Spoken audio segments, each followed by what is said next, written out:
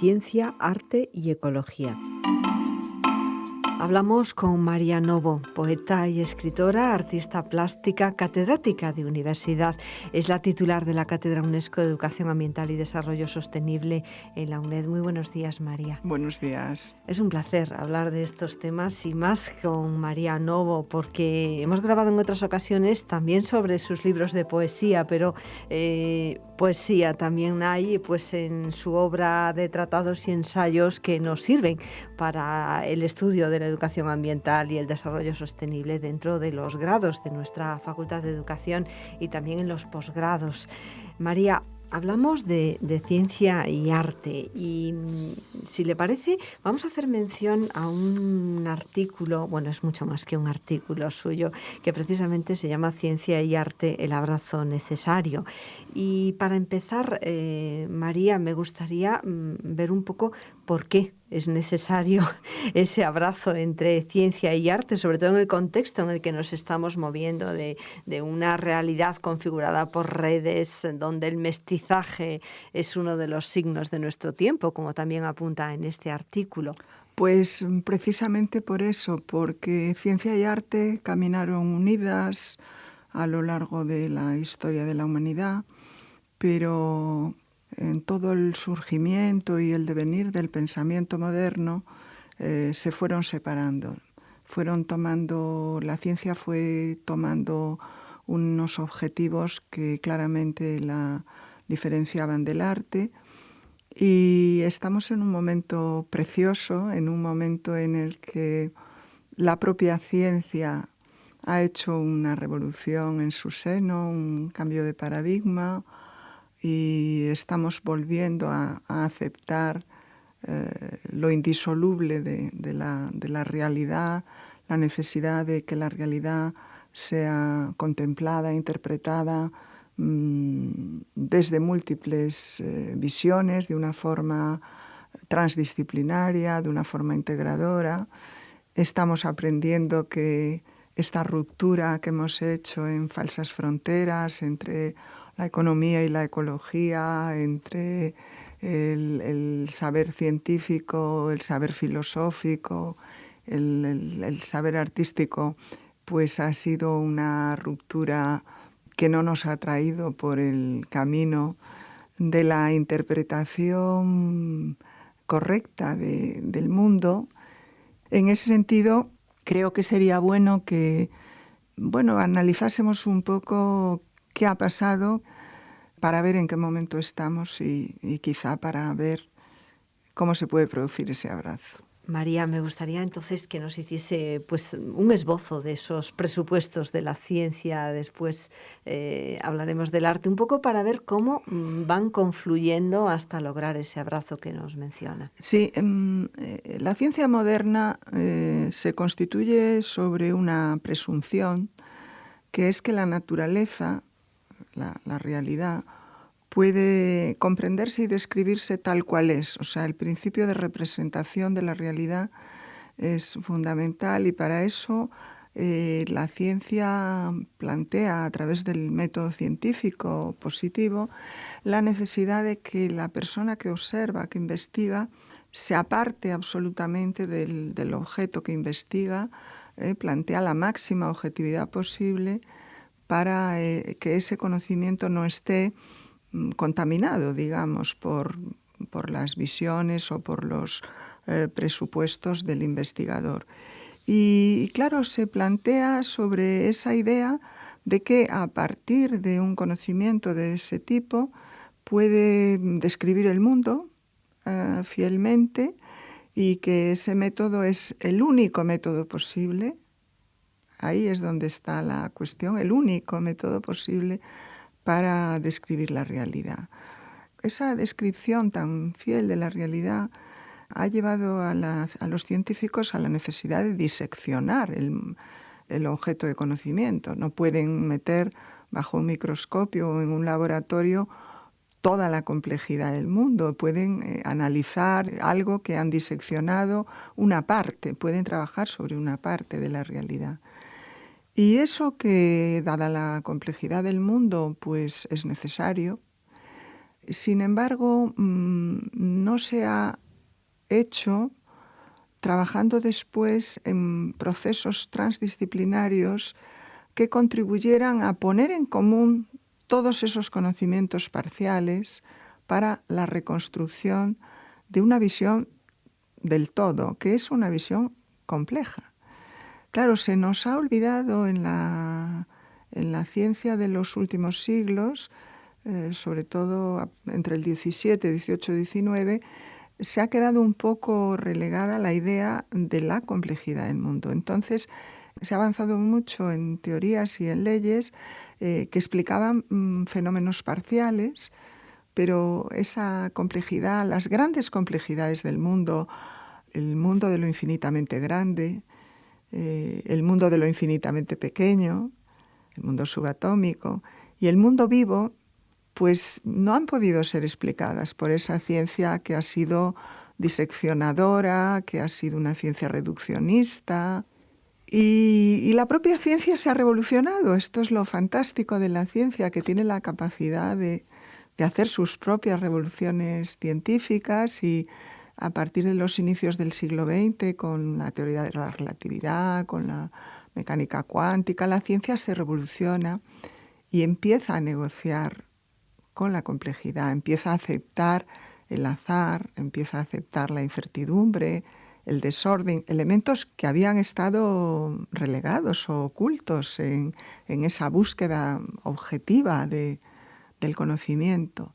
Y ahí es donde encontramos esa posibilidad en esa nueva ciencia de un abrazo con el arte.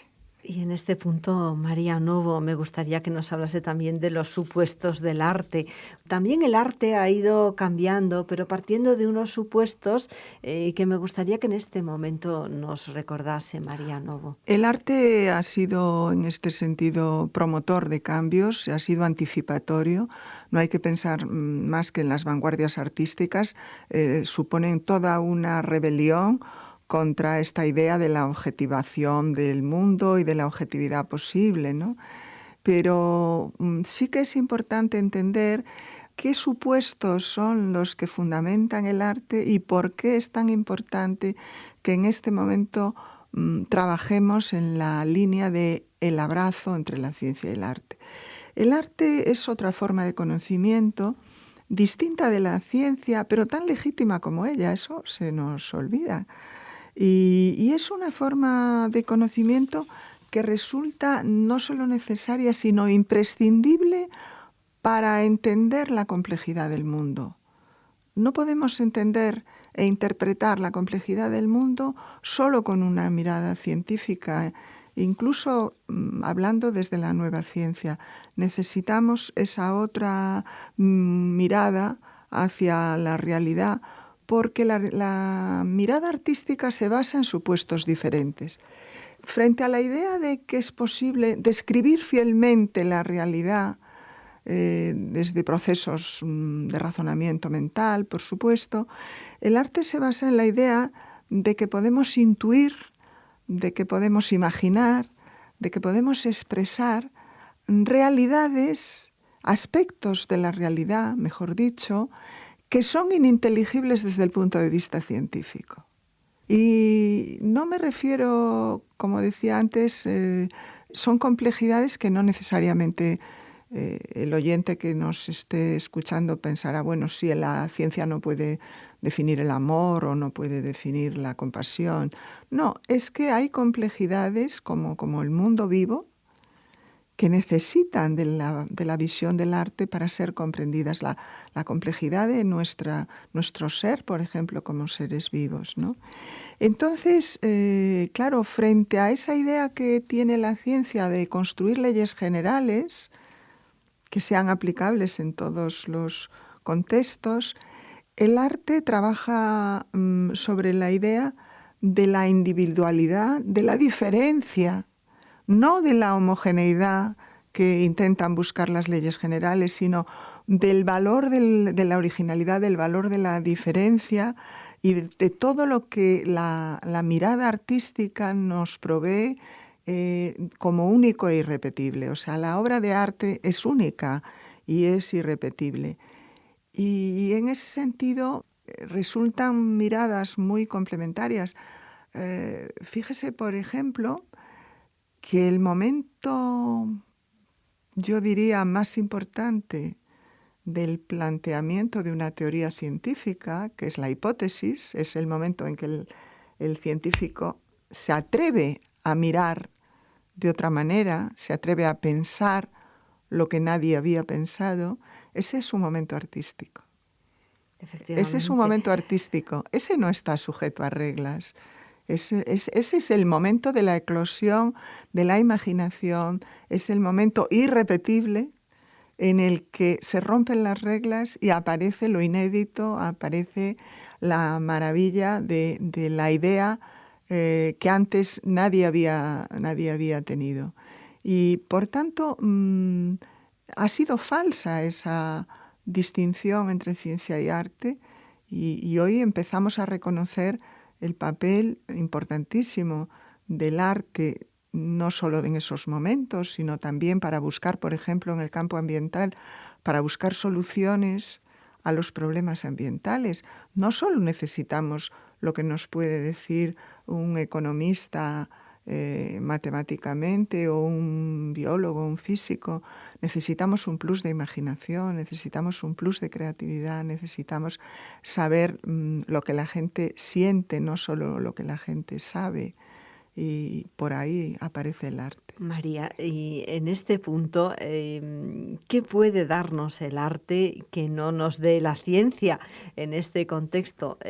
Partimos de que vamos a llegar a ese abrazo que es quizá la única fórmula, entre comillas, en donde pues podamos avanzar y conseguir un mundo mejor para todos, donde la equidad, otra de las reivindicaciones que tienen sus proyectos, pues sea una realidad. Pero ¿qué es lo que el arte nos puede dar que no nos da la ciencia, María? Pues lo expresó muy bien Paul Klee en los años 70 en su teoría del arte moderno. Paul Klee decía: el arte hace visible lo invisible. Entonces, justamente el arte lo que nos puede permitir es ver y expresar y poner en juego lo que aparentemente no se manifiesta, lo que está oculto, pero existe en la naturaleza, en las personas, en las sociedades. Entonces el arte, al rescatar esos invisibles, lo que hace es justamente complejizar la mirada, aportar a la mirada lo que desde un punto de vista puramente racional o científico no podíamos encontrar. Por tanto, claro, está aportando un plus que si no nos quedaríamos con una mirada mucho más reducida, más reduccionista. Y luego también hay que decir que la ciencia tiene esa pretensión de universalidad, de homogeneización, y el arte nos puede dar justo la mirada sobre lo único y sobre lo diferente, pero esa contextualización es fundamental para interpretar el mundo. Le preguntaron una vez a Heisenberg en qué se diferencia un físico teórico de un pintor abstracto. Y él dijo: el físico teórico tiene que ser lo menos original posible y el pintor abstracto tiene que ser lo más original posible. Bueno, pues cuando ponemos en juego esa necesidad de contención que tiene la ciencia, porque su propio método se lo exige, con esa originalidad y esa falta de contención que tiene el arte, pues creamos un producto muy rico, creamos una gran explosión. Efectivamente, y además ese arte de saber vivir y compartir para todos en un mundo pues en donde ese desarrollo sostenible pues sea una realidad para todos. Por eso también me gustaría, María, ver un poco cómo se produce ese abrazo del que nos habla entre ciencia y arte, ese abrazo necesario. Usted es una de las pioneras precisamente en este campo en España, pues yo creo que desde mediados de los 70 está trabajando en ese ámbito y además como consultora de organismos internacionales como UNESCO. Y en sus escritos además refleja cómo pues artistas y otros científicos pues han ido conjugando ese abrazo y además desarrollando proyectos en común. Por eso me gustaría que nos diese unas líneas de por dónde o cómo se produce en este momento ese abrazo entre ciencia y arte. Ese abrazo se produce porque estamos en un momento de cambio de paradigma y la ciencia también se ha abierto muchísimo, se ha dado cuenta de lo incompleto de sus formas de conocimiento y entonces científicos como Prigogine o como Bateson o en fin, han expresado la necesidad de contar con otras miradas. Yo estoy recordando ahora una frase que creo que es de David Bond, que dice: la naturaleza opera mucho más como un artista que como un ingeniero, por tanto requiere de una actitud básicamente artística para comprenderla. Esto dicho por un físico, y por un físico notable, pues esto ha sido dicho ya por muchísimos científicos. Y los artistas también han entendido la necesidad de aproximarse a la ciencia, porque tampoco con el arte solamente podían construir un paradigma complejo, interpretativo de la realidad del mundo. Desde luego, este encuentro no nace en el vacío, nace, yo me atrevería a decir, sin grandes pretensiones teóricas, aterrizando en la realidad, nace de un ejercicio de humildad por ambas partes. O sea, en el momento en el que unos y otros comprenden qué se necesita, en el momento que unos y otros comprenden que la aventura del conocimiento desborda sus propias capacidades y que necesitan dialogar con otras formas de conocimiento, ese ejercicio de humildad es el que conduce a este encuentro. Y este encuentro se está produciendo. Nosotros, por ejemplo, en el proyecto Ecoarte hemos hecho ya varios seminarios de científicos y artistas.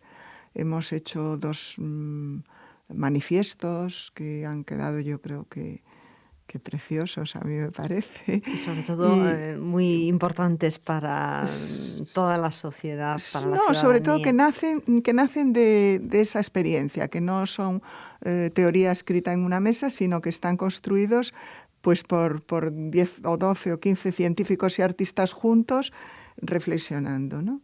Y mi experiencia de organizar o de dirigir esos seminarios es de un enriquecimiento enorme para todos.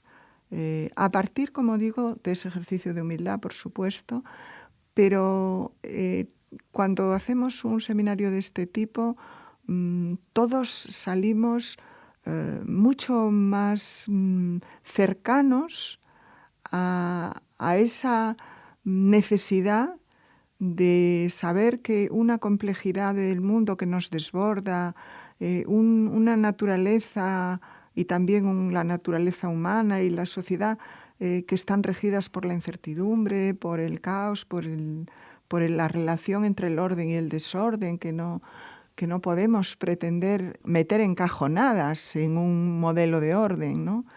Porque estaríamos mutilándolas. Pues cuando todo eso se comprende, uno trabaja de otra manera. Uno deja de ver las fronteras como algo que separa y empieza a ver las fronteras, supuestas fronteras, como algo que une. Y ahí está precisamente pues esa reconciliación entre ciencia y arte, rompiendo fronteras y viéndolas como efectivamente como algo que une, algo que continúa, que da esa continuidad. Bueno, tenemos que recordar esa dirección, aunque pondremos enlaces en canalnuez.com, pues al proyecto Ecoarte, www.ecoarte.org. Ahí tenemos mucha información, también textos, artículos, referencias de libros y de otros proyectos, porque hoy no nos da tiempo a hablar de muchos de ellos, pero también hemos hablado con María de la asociación Slow People, que ya preside, y precisamente también de un libro que escribió hace muy pocos años sobre esa necesidad que cada vez más gente tiene de ir más lenta por la vida. María, en este punto sí que me gustaría que nos hablase de alguno de esos últimos proyectos en los que está trabajando, que siguen vinculando ese arte, esa ciencia con la ecología. Me gustaría que nos hablase de ese proyecto Arte y Ecología, un proyecto de I+D, que colaboran además profesores de otras universidades españolas también. Bueno, ese proyecto hay que decir que yo no lo lidero. Lo lidera la Facultad de Bellas Artes de la Universidad Complutense y una magnífica investigadora, que es la investigadora principal, que es la profesora Tonia Raquejo. Es un proyecto de I+D financiado por el Ministerio y, claro, yo estoy encantada de colaborar, trabajo en este proyecto. Trabajamos desde la UNED y también desde otras universidades, la Universidad de Alcalá, Valencia, etcétera, ¿no? Y estoy feliz de que este proyecto además haya surgido de una facultad de Bellas Artes, pero en él estemos no solo personas del campo social o filosófico, sino también personas que vienen de la biología, de la arquitectura, en fin, es muy, muy transdisciplinario. Trabajar en un proyecto transdisciplinario es una suerte y una felicidad, de verdad. Y sobre todo que no solamente tienen pues proyectos muy prácticos como los seminarios, sino que además también imparten enseñanza, porque ahí se enmarcan de alguna manera pues también ese programa internacional de posgrado sobre educación ambiental y desarrollo sostenible que lleva desarrollando Sí. María Novo en la UNED pues desde los años 90. Y también otros proyectos pues más novedosos desde la propia Facultad de Bellas Artes de la Universidad Complutense, pues en esos creación de espacios. Sí, sobre ese proyecto me gustaría hablar porque realmente también es un salto adelante importante, porque es un proyecto que se basa en la idea de desvincular el concepto de naturaleza ligado estrictamente a la idea de paisaje, es decir, rompe también con la idea de representación solamente, de que solo o lo fundamental es la representación, y plantea una concepción mucho más amplia ligada a la ecología, ligada a la educación ambiental, a la sostenibilidad, en la que la naturaleza se ve no solo como un recurso extractivo o no solo como un recurso contemplativo, sino que se ve como interlocutora de nuestras acciones. O sea, se trata desde una Facultad de Bellas Artes de plantear un arte que promueve una visión de la naturaleza como sujeto,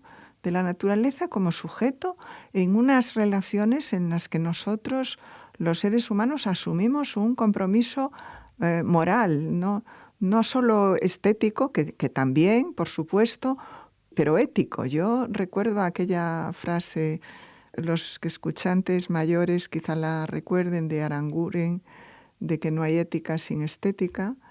Y yo diría que aquí también se podría decir que en este proyecto se piensa que no hay estética sin ética, ¿no? Y esa ética es una ética ecológica, una ética que se intenta poner en juego desde muchos enfoques y muchas perspectivas. ¿Y cuáles son las actuaciones en las que están trabajando en este momento, en ese proyecto Arte y Ecología de I+D María Novo? Pues son muchas. No es de María Novo, es de Tonia Raquejo. No, la pregunta era para María Novo. Quiero dejar muy claro que este es un proyecto que dirige la profesora Tonia Raquejo.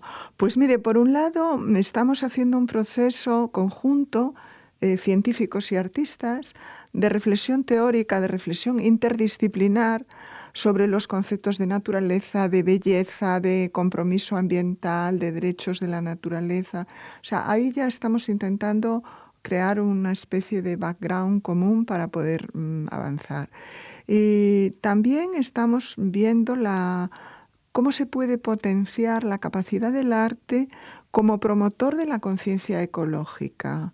No solo desde el punto de vista de una inteligencia racional, por tanto, sino también de una inteligencia emocional, de una conciencia en la que interviene la razón, pero también la imaginación, la intuición, etc. Se están haciendo seminarios interdisciplinarios. Ya tuvimos el primero, que fue fantástico, y ahora vamos a tener otro en el mes de abril. Y luego hay una parte aplicada del proyecto que supone, por un lado, recoger ejemplos de intervenciones artísticas sobre áreas degradadas, áreas urbanas, por ejemplo, solares, descampados, vertederos, cómo se ha intervenido artísticamente para restaurar esas áreas degradadas, y también en zonas rurales, en canteras.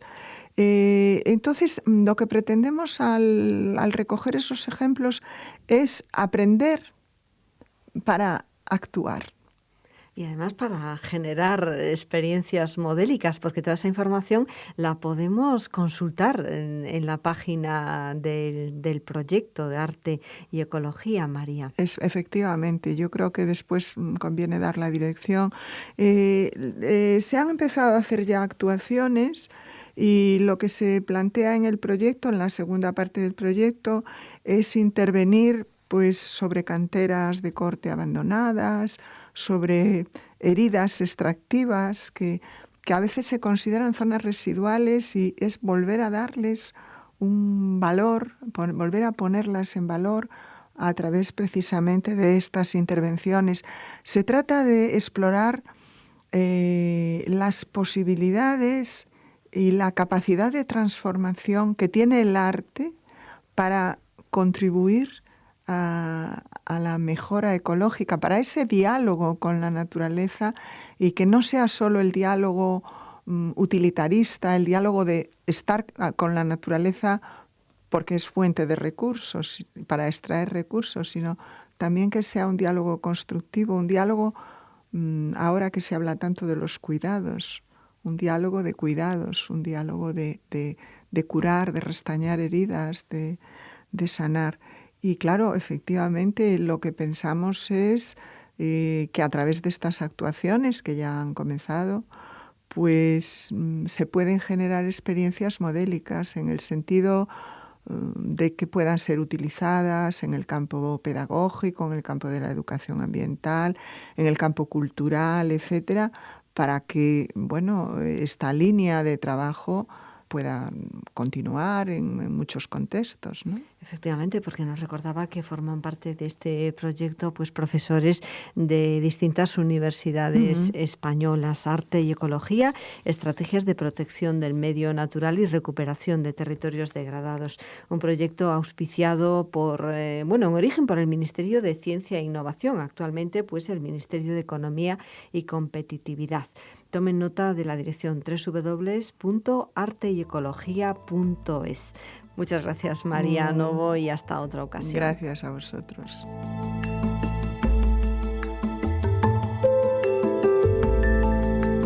María Novo es la titular de la Cátedra UNESCO de Educación Ambiental y Desarrollo Sostenible de la UNED.